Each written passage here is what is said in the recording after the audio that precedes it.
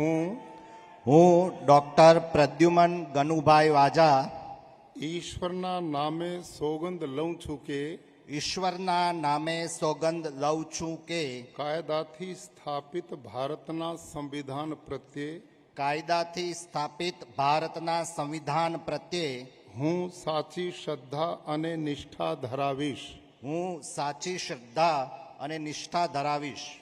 હું ભારતના સાર્વભૌમત્વનું અને અખંડતાનું સમર્થન કરીશ. હું ભારતના સાર્વભૌમત્વનું અને અખંડતાનું સમર્થન કરીશ.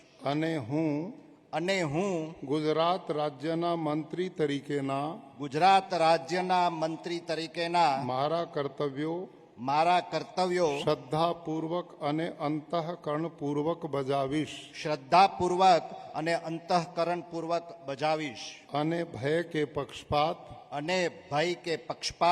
રાગ કે દ્વેષ વિના